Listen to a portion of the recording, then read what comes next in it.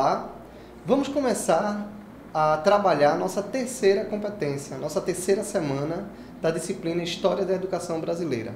Nós vamos tratar sobre as teorias da educação brasileira, os debates sobre essas teorias aqui em nosso país. O período que nós vamos nos ater é do início da nossa colonização até os nossos dias. E eu gostaria que antes de nós começássemos, você fizesse uma reflexão sobre a escola que você estudou.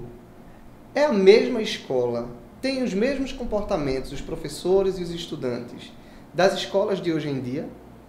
Possivelmente, é fácil nós chegarmos à conclusão de que algumas coisas mudaram. E se nós fizéssemos essa comparação, voltando 100, 200, 300 anos atrás?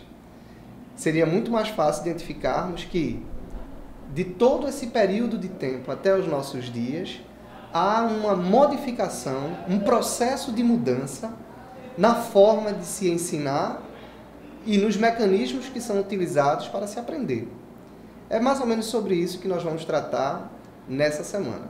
Se fôssemos dividir toda a história do Brasil em fases de influência pedagógica para cada um deles, o primeiro período compreenderia ao nosso período da colônia, com a chegada dos jesuítas e a implementação de sua política pedagógica aqui no solo brasileiro.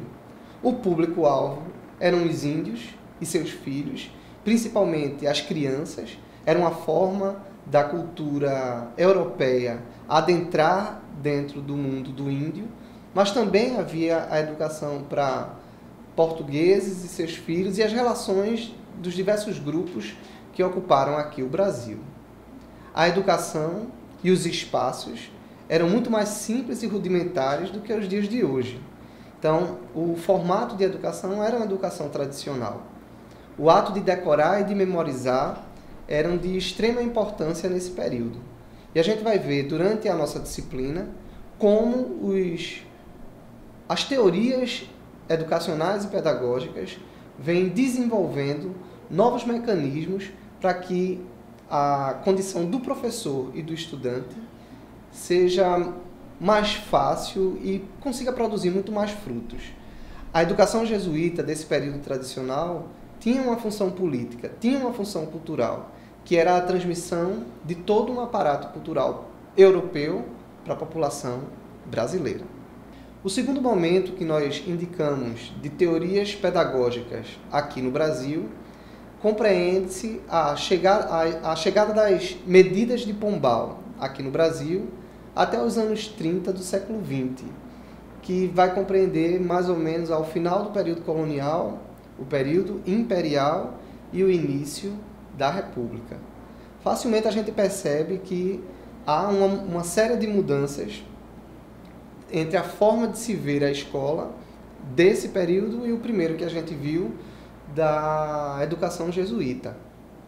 Pombal, ele acreditava que a escola deveria ser laica. Ainda era uma escola tradicional, mas vão coexistir elementos religiosos e laico. Laico dá a ideia de uma educação onde a influência religiosa não estivesse presente. Não à toa, ele impede o trabalho dos jesuítas em solo brasileiro. Mas há, dentro desse período, algumas inovações e alguns pensamentos de propostas pedagógicas chegam ao Brasil. Um deles é o método de Lancaster. Ele pensava a escola como um espaço onde se tivesse que aglutinar um grande número de crianças para poder se ensinar. Durante o período dos jesuítas e mesmo da proposta das aulas régias de Pombal, as aulas eram muito individuais, eram grupos muito menores, não se tinha essa preocupação de uma escola com grande quantidade. Lancaster, ele pensa nesse formato, mas pensa também em algo semelhante a alunos monitores, onde os alunos mais destacados, eles trabalhariam com um grupo reduzido de estudantes, repetindo aquilo que tinham aprendido do professor. Ainda é um formato tradicional, mas se percebe um avanço em relação ao formato anterior. Uma outra contribuição desse período é o ensino ou a educação intuitiva, que este sim vai ter uma proposta mais ampla para a educação, que seria: a escola não pode apenas ficar na transmissão oral das informações. Ela precisa ter um espaço adequado, mobiliário adequado. O espaço onde os meninos irão estudar tem que ser enriquecido com quadros, tabelas, elementos do reino animal, do reino mineral, para que ele consiga perceber e sentir com a sua sensibilidade corporal tudo aquilo que a natureza oferece para que ele aprenda. Tanto que das propostas dessa educação intuitiva era a excursão, os passeios, para que não ficasse restrito ao ambiente escolar, mas que houvesse que se extrapolasse esse ambiente da escola, mas também melhorando o ambiente da escola. E essas duas propostas vão ser relativamente utilizadas aqui no Brasil, vão ser alvo de preocupação dos políticos da época, de pedagogos, que pensavam a educação nesse período, garantindo um avanço para a compreensão da educação nesse período. A terceira fase dessas teorias pedagógicas nós denominamos de uma fase da pedagogia renovadora. Já começa nos anos 30 do século XX, onde a educação no Brasil já vinha sofrendo várias mudanças, principalmente com a proclamação da República e a preocupação de uma educação que favorecesse o desenvolvimento do Brasil. Mas nos anos 30, mais precisamente no ano de 1932, é lançado o Manifesto dos Pioneiros, um grupo de intelectuais que propõem uma série de alterações ao formato da educação aqui no Brasil. Esses pensadores foram influenciados por um estudioso americano chamado John Dewey, que no século XIX já fazia uma série de propostas para uma educação onde o aluno não fosse apenas um depositário de informação, mas alguém com autonomia e decisão daquilo que ele gostaria de estudar, na busca de uma postura autônoma, e o professor seria um mediador do conhecimento para esse estudante. É uma perspectiva extremamente renovadora se pensarmos que a escola tradicional, o foco estava no professor como aquele detentor de conhecimento e apenas transmissor de informação para os seus estudantes. O documento dos pioneiros, ele teve grande repercussão, apesar de não ter sido implementado na época, mas já trazia a discussão de uma escola laica, continuando ainda do século XIX, mas gratuita, obrigatória para todos, pressionando o governo e as instâncias administrativas politicamente do país a verem a educação de uma outra forma. E pedagogicamente, essa corrente dos pioneiros estará embasada na escola nova, proposta inicial de John Dewey, com a nova percepção sobre o papel do professor e o papel do estudante. Já no finzinho desse período, nos anos 60, nós temos um movimento de educação que valoriza a cultura popular. A exemplo aqui do nosso estado, o Movimento de Cultura Popular, o MCP, que teve outras modalidades no país, onde o foco estará em atender as camadas mais prejudicadas ao longo da história do Brasil e também os jovens e adultos, que via que a educação não era um privilégio de alguns, mas deveria ser atendida, ou toda a população deveria ser atendida por uma educação de qualidade. A proposta da escola nova não foi aceita por todos simplesmente, ainda que propondo uma evolução ou uma preocupação real com as escolas brasileiras. Uma corrente católica, de educação católica, fez resistência à proposta da escola nova, porque um dos elementos presentes na composição da teoria, da proposta pedagógica da escola nova, era que a escola fosse laica, por entender que a escola não pode ser influenciada por elementos religiosos.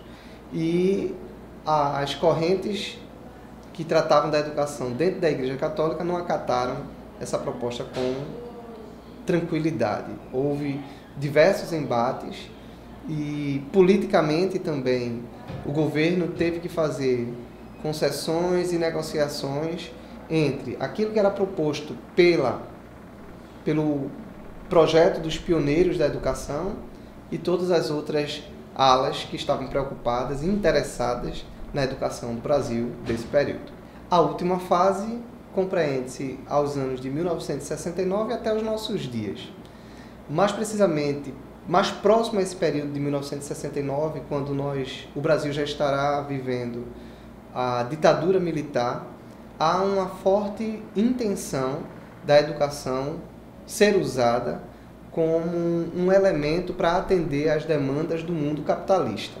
Então, os cursos e o direcionamento da educação, que hoje nós entendemos por educação básica, caminhava para produzir uma mão de obra para executar as atividades demandadas pelo mundo do capitalismo.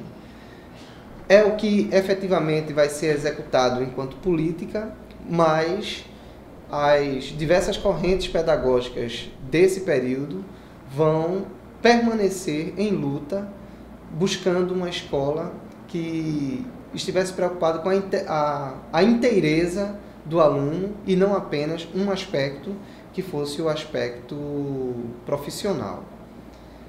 Mas ao fim desse período, nós temos uma série de correntes que nós denominamos de pedagogia construtivista, com dois grandes expoentes, que são Vygotsky e Piaget, que propõem uma forma diferenciada de se ver a educação, envolvida não só com questões pedagógicas, mas também psicológicas, históricas, onde o aluno ganha proeminência e o professor não é um mero elemento abandonado na escola, mas alguém que vai ajudar o aluno a desenvolver, a construir o seu conhecimento, fugindo totalmente de um formato de escola tradicional, onde o professor sabe de tudo e o aluno simplesmente é depositário de informação. Mas, pelo contrário, esse aluno aprende não só com o professor, mas também com o seu colega de sala de aula, com os seus pais, com outros adultos, em outros ambientes que não apenas a escola, e o conhecimento não é dado e conclusivo, mas é parte de um processo que caminha continuamente na vida desse aluno, com a ajuda do professor, sendo o adulto e o conhecedor de outras competências e de outros elementos que vão ajudar o aluno no seu desenvolvimento cognitivo. Assim, nós concluímos as fases das correntes pedagógicas que influenciaram, de certa forma, a educação brasileira. Sugerimos que vocês pesquisem ainda sobre esse tema e outras propostas pedagógicas que foram feitas para as nossas escolas aqui no Brasil. Até mais!